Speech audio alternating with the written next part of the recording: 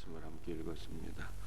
1절에서 모세와 아론이 여호와 하나님의 말씀을 선포하게 됩니다. 여호와 하나님께서 이르시기를 내 백성을 보내라. 저들이 광야에서 절기를 지킬 것이니이다 라고 말씀을 선포하게 됩니다. 그러자 2절에서 바로가 이렇게 대답합니다. 여호와가 누구이기에? 라고 대답을 하게, 나는 여호와를 알지 못한다 라고 말하게 됩니다. 여러분들, 가장 큰 죄는 여호와 하나님을 알지 못하는 것이 가장 큰 죄예요. 여호와 하나님을 알지 못하고 그와 더불어 상관이 없는 것이 영원히 용서받지 못할 죄인 것입니다. 여러분들, 여호와를 알지 못한다, 그가 누구인가 라고 하는 것은 얼마나 큰 인간의 교만입니까? 피조물이 창조주 하나님을 알지 못하고 그를 섬기지 못하는 것이 가장 큰 교만이요 악인 것입니다. 여호와라고 하는 하나님의 이름은 두 가지 뜻을 갖고 있는데요, 하나는 나는 스스로 있는 자니라 라고 하는 뜻입니다. 모세가 하나님께 주여 당신의 이름이 무엇입니까? 당신의 이름을 내게 알려주옵소서 라고 말씀드리게 될 때 하나님께서 자신의 이름을 모세에게 가르쳐 주셨는데 나는 스스로 존재하는 자니라 라고 말씀하셨어요. 이것이 여호와 하나님의 첫 번째 이름의 뜻입니다. 우리 하나님은 스스로 존재하는 분이시요 모든 존재의 근원이 되신다는 거예요. 이 땅에 존재하는 모든 것들이 하나님으로 말미암아 존재하고 있고 그를 위하여 존재하고 있다는 뜻입니다. 그러니까 우리 모두가 살아계신 하나님으로 말미암아 지음을 받았고 오직 살아계신 하나님의 영광을 위해서 존재함을 믿으시기를 바랍니다. 여호와 하나님의 이름의 뜻 두 번째, 그는 당신의 백성들과 더불어서 언약을 맺으시고 언약을 성취하시는 언약의 하나님이시다 라고 하는 것입니다. 여러분들, 그런데 이러한 여호와 하나님, 우리의 창조주가 되시고 우리에게 말씀하시고 그 말씀을 성취해 주시는 여호와 하나님을 알지 못하는 것이 가장 큰 죄요, 또 그를 무시하고 경홀히 여기는 것이 가장 큰 죄악이다 라고 하는 것을 성경에 말씀하고 있습니다. 여러분들, 성경에 보게 되면 다윗이 왜 하나님의 사랑을 그토록 받았을까요? 그것은 범사의 하나님을 인정했기 때문입니다. 살아계신 하나님, 우리를 창조하시고 구원하시고 우리에게 말씀을 주시고 그 말씀을 성취해 나가시는 하나님을 경홀히 여기지 말고 무시하지 말고 범사의 그를 인정하며 그를 의지하며 그와 더불어 동행하는 우리 성도들이 되기를 주의 이름으로 축복합니다. 여러분들, 2절에서 바로가 두 가지를 얘기하는데요, 여호와가 누구냐? 나는 그를 알지 못한다. 두 번째는요, 여호와가 누구이기에 내가 그의 말을 들어야 되는가 라고 하는 것을 말씀하고 있어요. 여호와가 누구이기에 내가 그의 목소리를 들으리요 나는 이스라엘을 보내지 않겠노라 말하게 됩니다.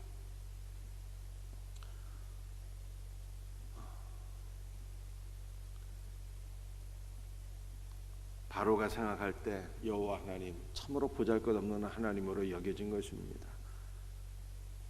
내가 다스리는, 내가 통치하는 내 노예들이 믿는 하나님이 아닌가, 어찌 그렇게 하찮은 존재를 내가 믿고 그의 목소리에 귀를 기울이며 순종해야 되겠는가?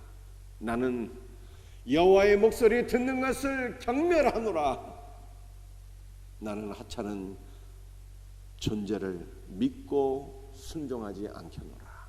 이렇게 답변을 한 것이죠. 이 얼마나 큰 교만입니까? 성경 교만에 대해서 무엇을 말씀하고 있습니까?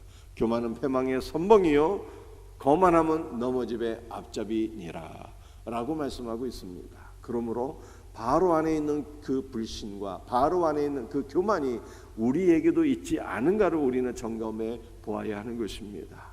사랑하는 성도들이여, 기도가 무엇입니까? 기도는 우리 주님과 더불어 교통하는 것이고, 우리 주님과 더불어 교통하는 가운데 하나님의 뜻을 깨달아서 살아계신 하나님의 뜻에 나의 뜻을 복종시키는 것이 바로 기도인 것입니다.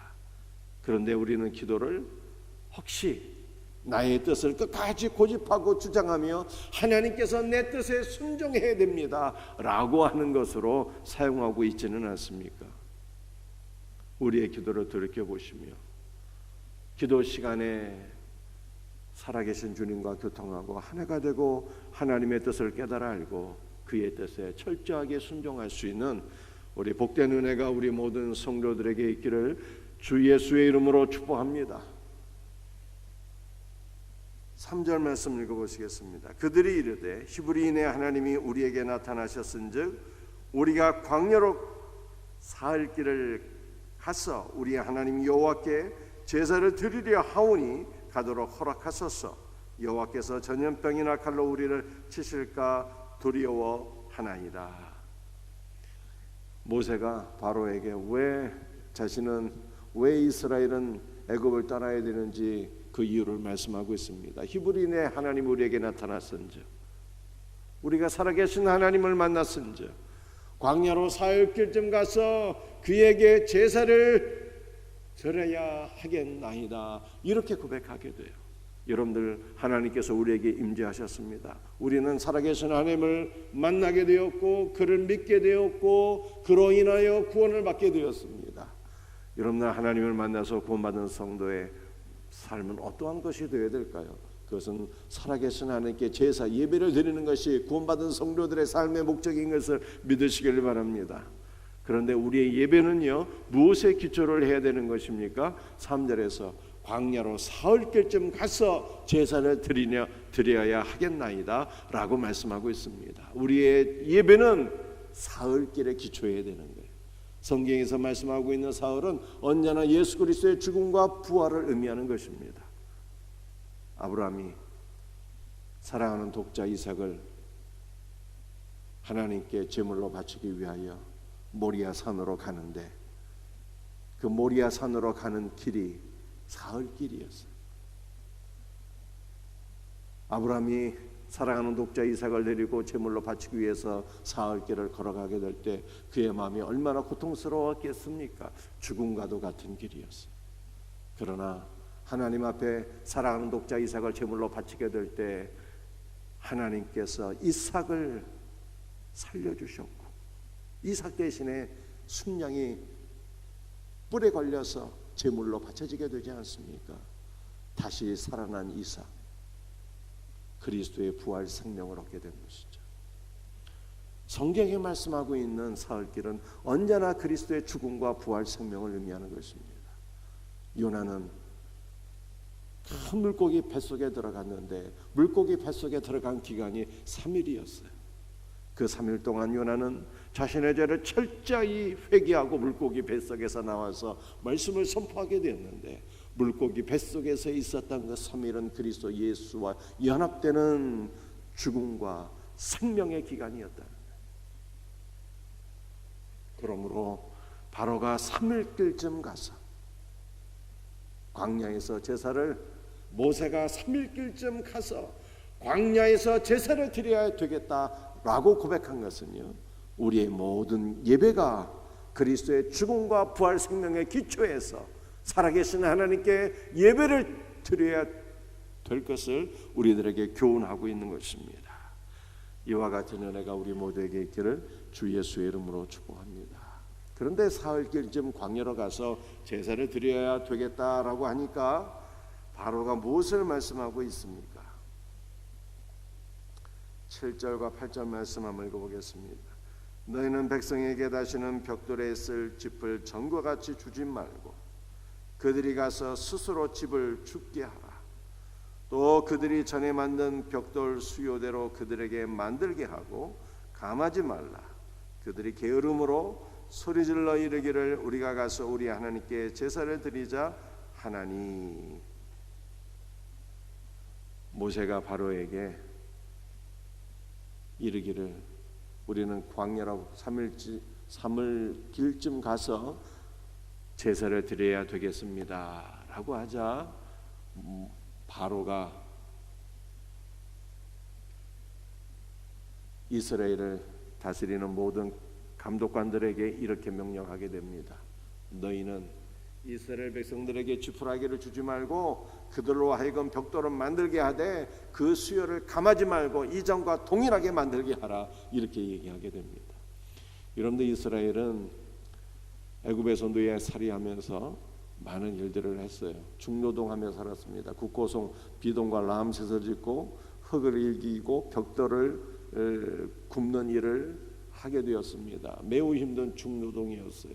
그런데 모세가 이스라엘 백성들을 데리고 광야로 가서 예배를 드려야 되겠다고 말하니까 바로는 말씀이죠. 이스라엘을 통치하는 감독관들에게 그들에게 이전과 같이 동일하게 벽돌을 굽게 하되 지푸라기를 주지 말고 벽돌을 굽게 하라, 이렇게 명령을 내리게 됩니다. 노동이 2배로 증가된 거예요. 이스라엘 백성들은 이제 지푸라기를 줍고 그들이 또한 벽돌을 구워야 되는 것입니다. 전에는 벽돌을 구울 수 있는 재료라도 받았는데 이제는 스스로 재료를 모아서 벽돌을 구워야 하니 이스라엘 백성들이 감당해야 될 노동이 2배로 증가되었다는 것입니다. 여러분들, 이것은 무엇을 우리들에게 말씀하고 있는 것일까요? 심한 중노동으로 바로는 이스라엘 백성들이 하나님께 제사를 드리지 못하도록 방해했다는 것입니다. 사랑하는 성도들이요, 우리 직장인들 오늘 말씀 잘 들으시기 바랍니다. 성경이 노동에 대해서요 2가지를 말씀하고 있어요.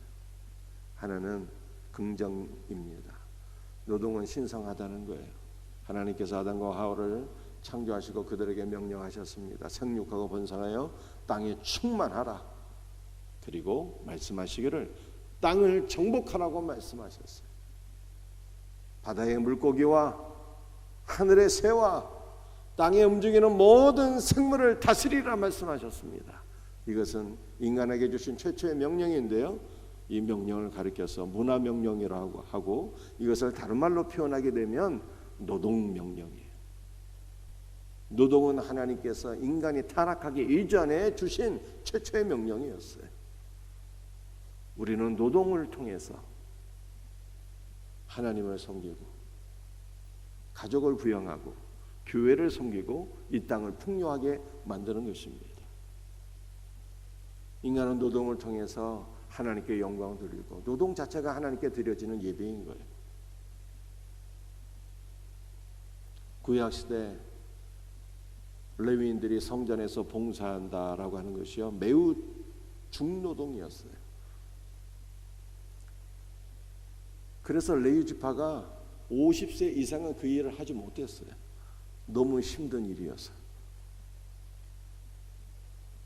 그런데 레위인들이 성전에서 봉사하는 그 힘든 중노동이요 하나님을 예배하는 것이었어요. 노동은 예배의 의미가 있는 것입니다. 노동은 그 자체가 신성한 거예요. 그런데 2번째로 오늘 출애굽기 5장에서 노동은요 부정의 의미가 있는 거예요. 이스라엘 백성들이 광야로 3일째쯤 가서 제사를 드리려고 하는데 바로가 그것을 가로막습니다. 무엇을 통해서 가로막습니까? 노동을 2배나 더 힘들게 해서 하나님께 제사를 드릴 예배를 드릴 생각 자체를 못하게 가로막았다는 뜻입니다. 노동은 신성한 것이지만 일 중독은요 그 자체가 마귀가 주는 거예요. 일 중독은. 사랑하는 성도들이요, 우리는 그리스도 외에 그 무엇도 우리를 사로잡지 못하도록 해야 되는 것입니다. 오직 우리는 예수로만 충만하고 우리는 오직 예수로만 중독되어지고 그리스도 예수께 사로잡힌 사람이 되어야 할 것을 믿으시길 바랍니다. 이 일이 우리 존재 자체를 사로잡아서는 안 되는 거예요. 일 때문에 그리스도를 바라보지 못하고 일 때문에 그리스도와 사귐이 없고 일 때문에 예배를 드리지 못하게 하는 것은요 그 마귀의 역사인 것입니다. 전도를 하다 보면 이렇게 고백하는 분들이 있어요. 제가 너무 일이 많아서요. 제가 너무 바빠서요. 지금은 교회를 다닐 수가 없습니다. 나중에 한가해지면 그때 한번 생각해 보겠습니다. 이렇게 말하는 분들이 계시잖아요. 평생 예수 믿기 힘든 분들이에요. 서로 다 늙어서 시간이 많아질 때 예수를 믿고 구원받는다 할지라도 그분의 인생은 절대로 하나님 앞에 쓰임받지 못하는 불쌍한 인생이 되는 것입니다. 그러므로 우리는 일 자체를 소중히 여겨야 되고 일을 통해서 하나님께서 맡겨주신 모든 일들 최선을 다해서 잘 감당해야 되지만 일 중독에 빠져서는 안 되는 것입니다. 여러분들의 가정에서 직장에서 사업장에서 행하는 모든 일들 주의 영광을 위해서 잘 감당하시되 일 중독에 사로잡히지 말고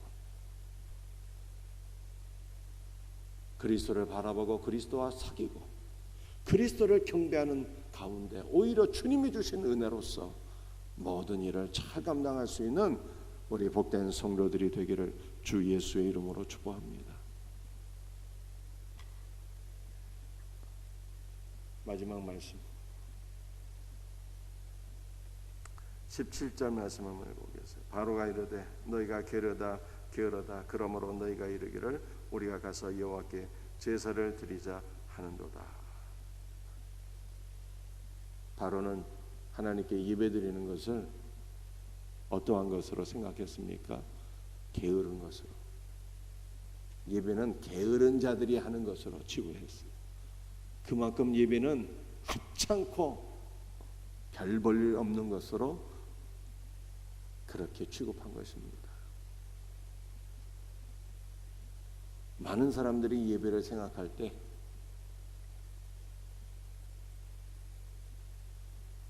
할 일 없는 자들이 하는 것으로 생각하고 있다 이 뜻이에요.